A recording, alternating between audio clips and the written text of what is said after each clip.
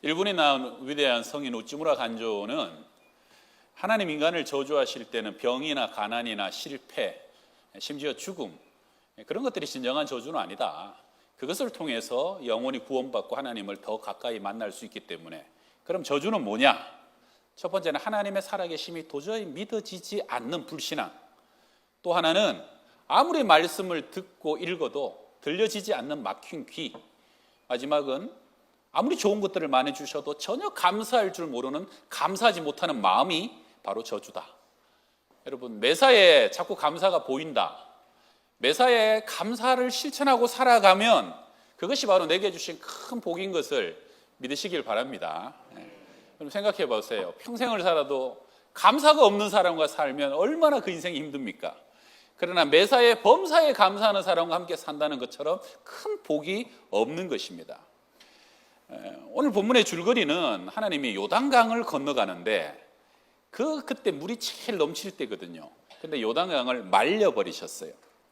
그리고 난 뒤에 그 강 가운데 12돌을 어깨에 지고 메고 나와가지고 길갈 광장에 12기둥을 세워라. 그래서 그것을 볼 때마다, 내가 그걸 볼 때마다 하나님의 기적과 역사를 평생 기억하겠습니다. 평생 감사하겠습니다. 평생 대대 후손 자손에게 이 귀한 역사를 증거하고 전하며 살아가겠습니다. 근데 가만히 생각해 보면 강물이 그때 기적적으로 말랐기 때문에 그때 그 돌 12개를 끄집고 오지 않으면 금방 다시 물이 다시 흐르잖아요.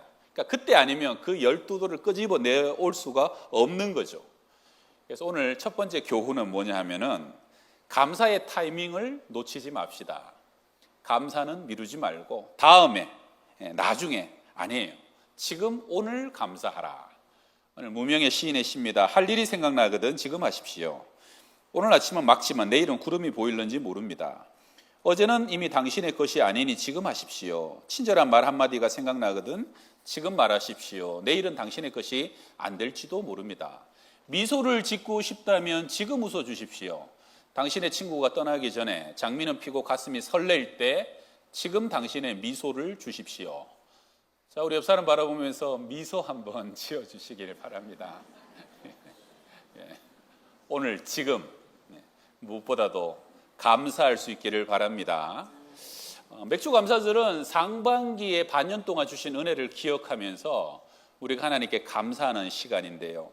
맥주절만 되면 몇몇 성도들의 마음속에 아니 지금은 보리 농사도 안 짓고 나 보리밥도 별로 안 먹는데 꼭 맥주 감사절 지켜야 되느냐 그런 의문들이 있는 분들이 꼭 있어요. 손 한번 들어봐요. 나 궁금해요. 있죠. 모발 소식지에 우리 백천우 목사님이 맥주절의 의미를 현대 의미를 너무 잘 기록해 놓았으니까 참고하시고요. 맥주절은 여름에 영적 추수를 기다리는 시기입니다.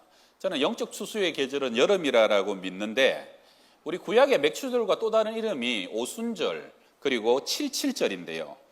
여러분 우리는 쌀을 먹지만 유대인들은 빵을 먹잖아요. 그러니까 밀과 보리가 주식이에요.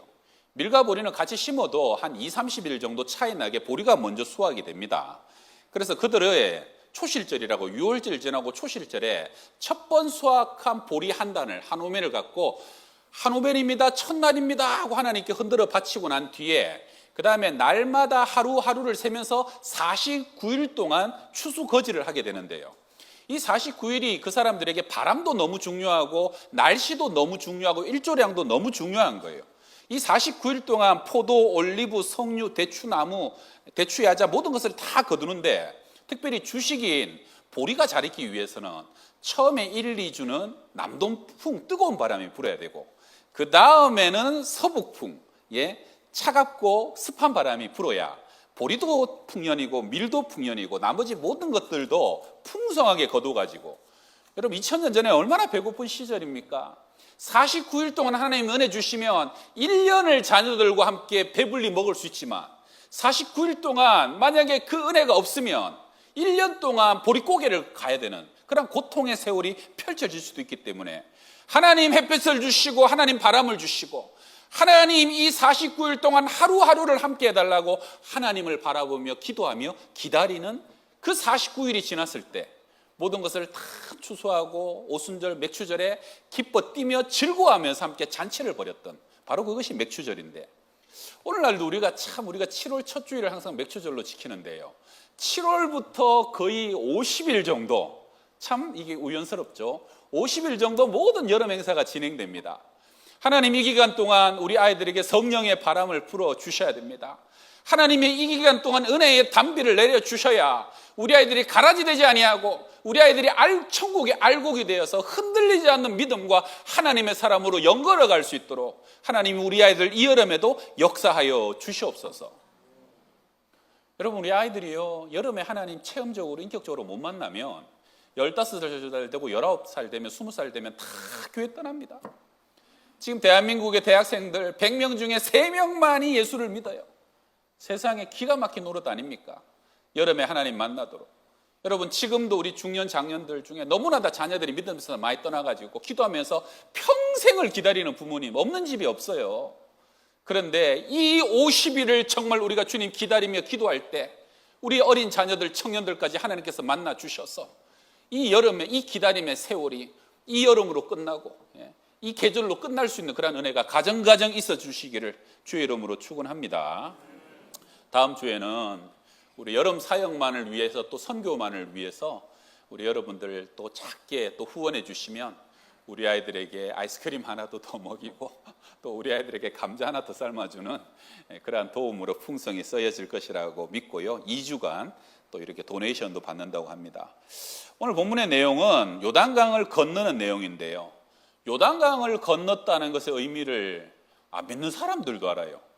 우리 찬송에 며칠 후 요단강 건너가 만나리 하는 노래를 믿는 사람도 있어요. 요단강 건넜다 그러면 보통 이 세상을 떠나서 천국 갔다, 그런 의미로 통하는데, 구약에서 보게 되면 요단강의 정확한 의미는 광야 같은 세상, 광야의 세월들, 훈련과 연단과 고난과 인내의 세월을 다 마무리하고 이제 드디어 요단강을 지나서 가나안 땅을 차지하는 거예요. 그전에는 내가 죄와 싸우고 나의 연약함을 다듬고 훈련받는 시간이었다면, 이제는 하나님이 너는 요단강을 건너서 가나안을 차지하고 가나안의 영광과 하나님의 군사가 되고 군대가 되고 전리품과 영광을 차지하는 나의 용사가 되자라고 부르시는 것, 그것이 바로 가나안을 향한 하나님의 축복입니다. 저는 우리 양평동교회 성도 여러분들이 광야에서 엎드려지지 말고, 광야에서 정말로 사명을 감당하기도 전에 다 엎드려지지 말고 가나안 인생 되셔서 하나님의 영광과 나라를 확장하는데 쓰임받을 수 있는 가정들, 자녀들 다 되시기를 주의 이름으로 축원합니다. 그러려면 오늘 말씀 속에서 영적 의미와 교훈들이 뭔가, 여러분, 영적인 원리는 노 크로스, 노 크라운. 십자가가 없으면 면류관, 영광도 없다. 홍해가 없으면 기적도 없는 것이고요. 요단강도 마찬가지입니다. 만만치 않을 때 건너라 그러는 거예요. 자, 3장 15절 보세요. 요단이 곡식 거두는, 이 보리 거두는 시기에는 항상 언덕에 넘치더라. 그림만 보여주시면요, 요단강이 저 건기에는 30m, 한 수심이 1m밖에 안 돼가지고 제가 보니까 딱 안양천만 해요. 안양천이 그냥 깊지 않거든요. 그런데 우기가 되게 되면은 한강처럼 넓어져요. 그리고 수심도 사람이 건너갈 수 없는 수심이 되고, 왜 저러냐? 헐몬산의 만년설이 3, 4월에 막 녹아서 활활 흐르거든요. 그리고 3, 4월에는 아직 겨울에 우기가 끝나지 않았거든요. 그러니까 하늘의 비와 녹아내리는 빙하의 물이 합쳐갖고 한강처럼 넓어지고 아주 물살도 세게 흐르는, 바로 그때, 지금이다. 제사장들에게 법궤를 메고 요단강으로 들어가게, 물을 밟고 들어가게 하라 하는 거예요. 법궤는 보통 때는 레위인이 메는데 이때는 제사장들이 메고 들어가라. 넘실넘실대는 요단강물로. 우리 교회 부목사님들도 4분인데 아마 4명의 제사장들이 앞뒤 사방에서 딱 메고 들어가는 거 아닙니까? 여러분 어때요? 지가 한 발 잘못 내디디면 쭉 미끄러지면 죽을 수도 있는 두려움이 있는데, 아마 우리 목사님들 같았으면 그냥 돌진하면서 달려갔을 수도 모르는데, 성경에 보게 되면은 궤를 맨 제사장들의 발이 물가에 잠기자, 여기 영어로 보면 그의 발이 물에 터치되었을 때, 순종으로 한 발을 내디셨을 때 놀라운 일이 일어납니다. 우리 16절 한번 읽어볼까요? 3장 16절 시작. 곧 위에서부터 흘러내리던 물이 그쳐서 사르단에 가까운 매우 멀리 있는 아담 성읍 변두리 일어나 한 곳에 쌓이고 아라바의 바다 여매로 향하여 흘러가는 물은 온전히 끊어짐에 백성이 여리고 앞으로 바로 건널세. 넘실넘실 되던 물이 제사장들의 첫 번째 발이 딱 닿았을 때요, 갑자기 눈에 띄게 물이 팍팍팍팍 줄어들기 시작하면서 저 위에서 마치 수문을 걸어 잠근 것처럼 물이 마르기 시작하는데 30km 위쪽에 아담 성읍에서 물이 딱 끊어져 버렸다는 거예요.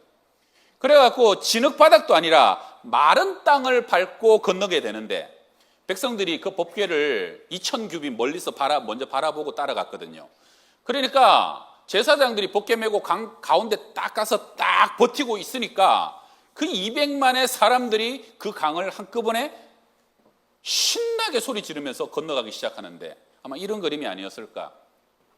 200만이요. 저렇게 법궤는 딱 버티고 서 있고 전부 다 저 강을 건너가는 거예요.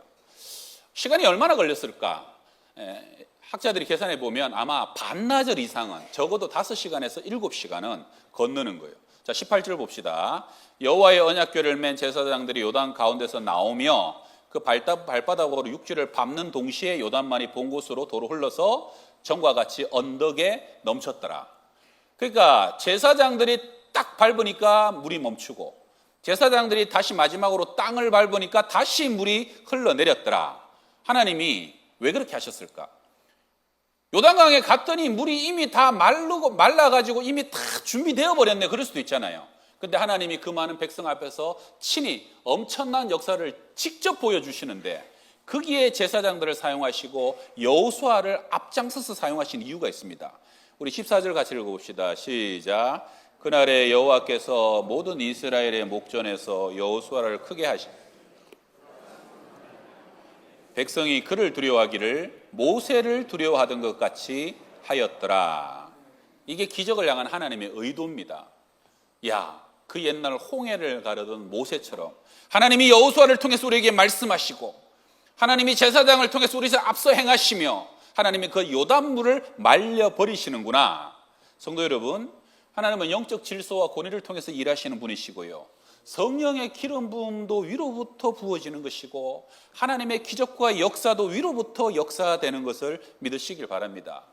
무엇보다도 큰 영적인 전쟁과 큰 사명에 앞서서 교회 안에, 공동체 안에 영적인 질서가 세워지는 것은 너무너무 중요한 것이죠.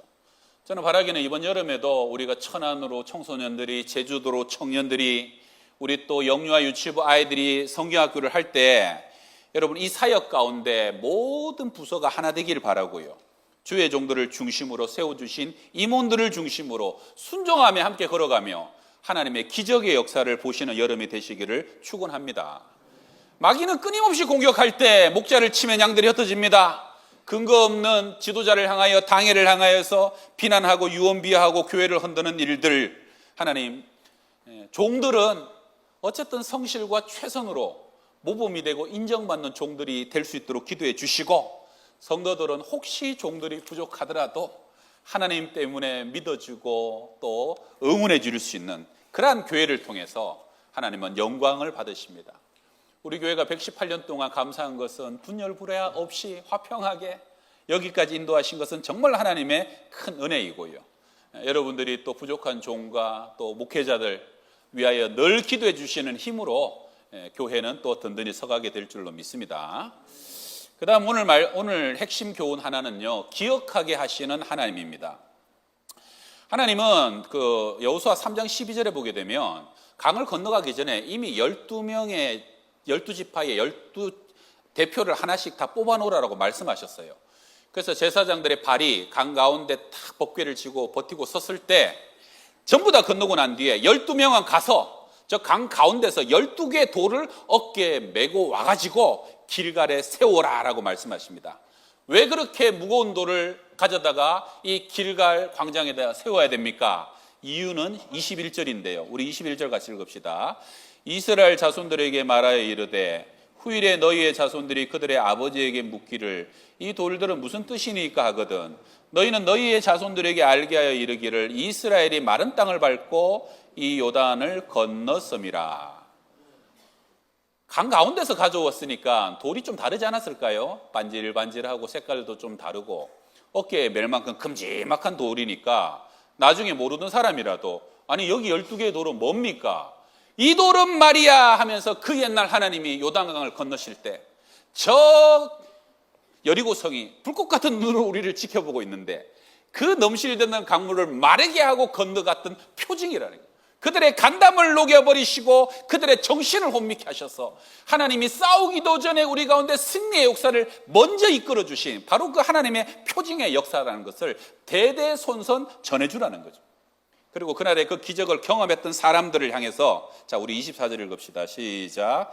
이는 땅의 모든 백성에게 여호수아의 손이 강하신 것을 알게 하며 너희가 너희 하나님 여호와를 항상 경외하게 하려 하심이라.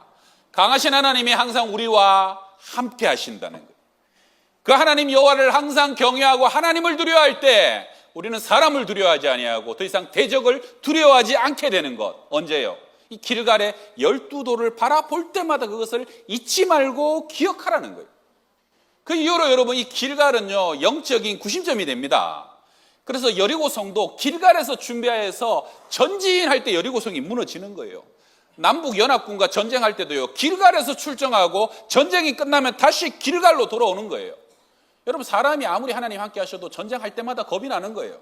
그런데 그 12돌을 보면서 하나님이 오늘도 마르게 하실 것이고 갈라지게 하실 것이고 하나님이 오늘도 우리를 통해서 승리하게 하실 것이라는 것을 잊어버리지 않도록 그 12돌을 바라볼 때마다 기억하게 하라는 거죠.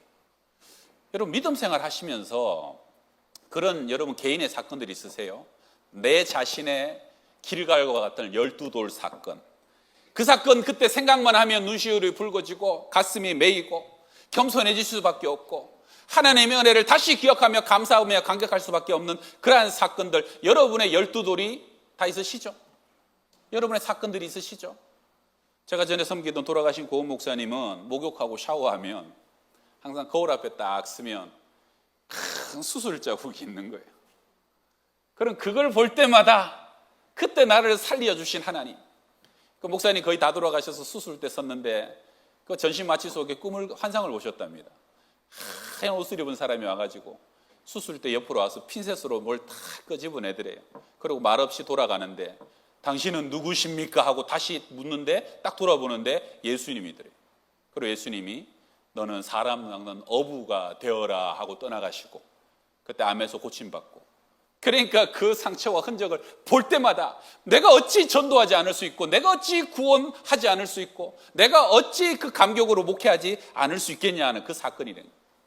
허물과 죄로 죽었던 우리를 살리셨던 그 놀라운 과거를 잊지 말고 애굽에서 종되었던 우리를 죄의 사슬에서 끊어주었던 그 기억을 잊지 말고 때로는 구름기둥과 불기둥으로 때로는 하늘 만나로 먹여섰던 하나님의 기적적인 사건을 잊어버리지 말라는 거예요.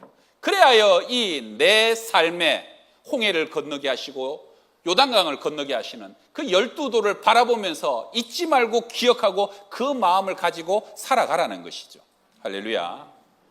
여러분 어거스틴은 시간을 뭐라고 얘기했냐면 시간은 객관적인 실체가 아니라 인간의 영혼과 마음 속에서 경험되어지는 것이다.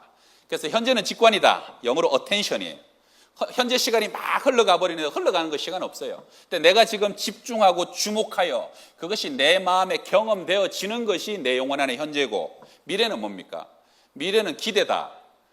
옛날에 여러분 우리 소풍이랑 운동회랑 이렇게 생일 같은 거 기다리다 보면 막 기다리는데 그날 되면 막상 비가 와버려요. 취소돼 버리네. 근데 기다리다가 재밌는 거예요. 기다림이 즐거운 거예요. 기다리면서 이미 충분한 기쁨을 누리는 거예요.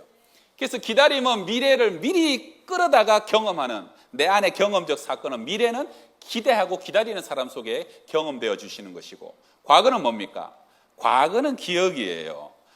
여러분 아무리 오랜 시간을 같이 지나도 기억이 없는 사람은 나중에 그분이 돌아가셔도 눈물이 흐르지 않아요. 그 과거가 내게 어떻게 기억되어 있느냐 그 기억을 불러오면서 오늘 현재를 살아가는 힘도 기억이 나를 좌우하는 거예요. 제가 우리 교회 권사님이나 우리 여집사님들 보게 되면 참 존경스러운 게 남편들 연세 드셔갖고 아프고 힘들고 못 움직이고 수발하는 것이 너무너무 어려울 때 여러분, 내가 감당 못하면 병원도 보내고 요양원도 보내셔야죠. 그런데 보내고도 남는데 끝까지 모시고 곁에서 본인이 다 닦고 모시고 때로는 어떻게 해가지고 마지막까지 집에서 그분들을 돌보시는 분들이 계셔요.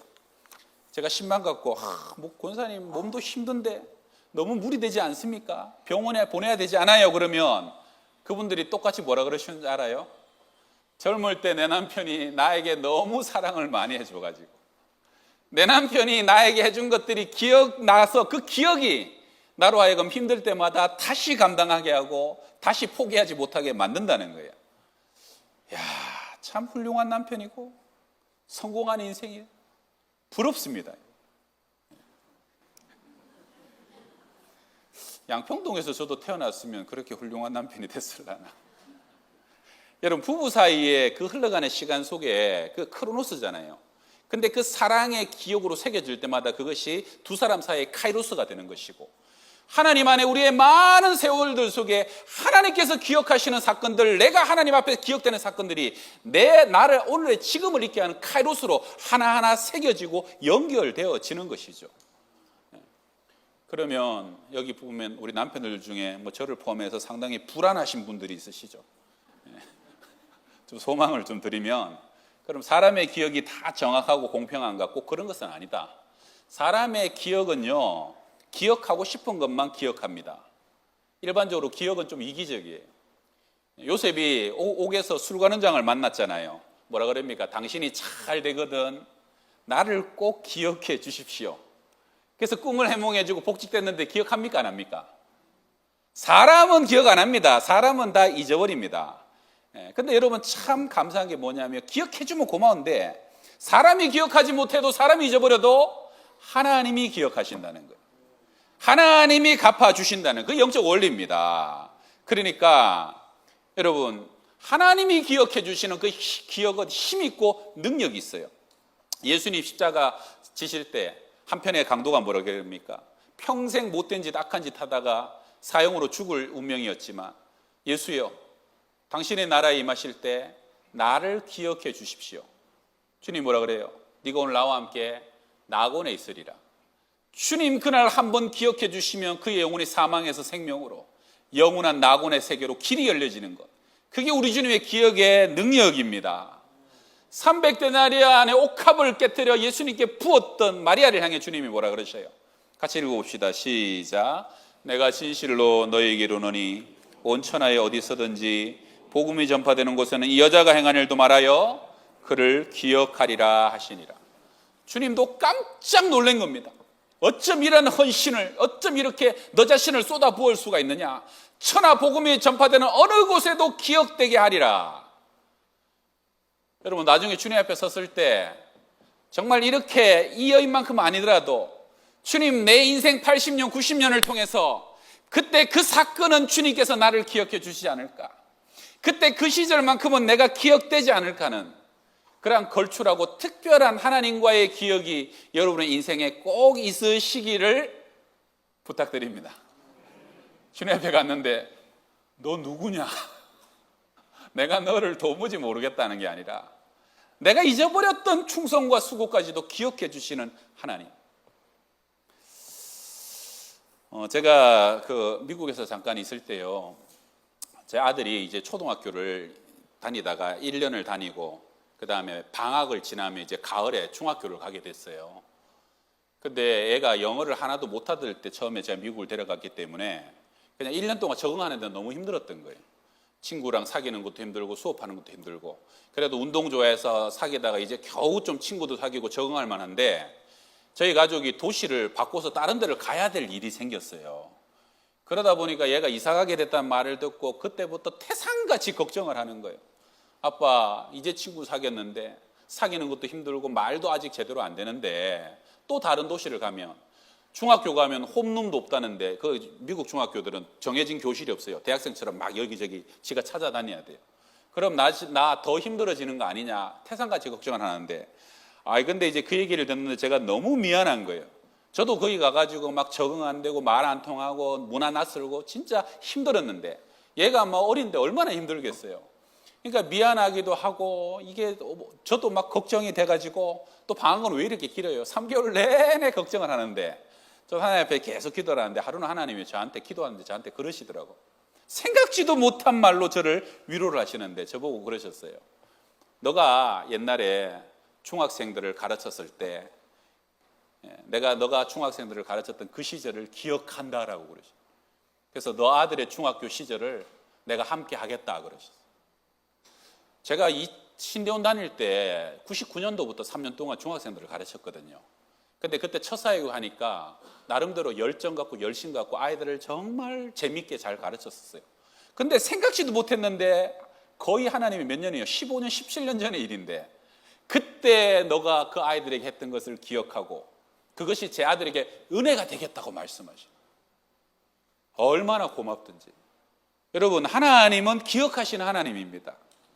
여러분 중에 구역장으로 섬기시는 분, 또 연세 드신 분들을 섬기시는 우리 장년부 교사들, 하나님이 여러분의 노후 시절을 기억해 주시길 바랍니다. 여러분이 하늘을 바라보고 지금까지 뿌리고 수고했던 것들을 하나님께서 그 눈물을 기억하시고 그 마음의 중심을 기억하셔서 나는 생각지도 못했던데 하나님이 갚아주시고 그리고 언젠가 우리가 주님 나라 섰을 때 그 나라에서 하나님께서 칭찬받는 여러분과 저의 삶이 다 되시기를 주의 이름으로 축원합니다.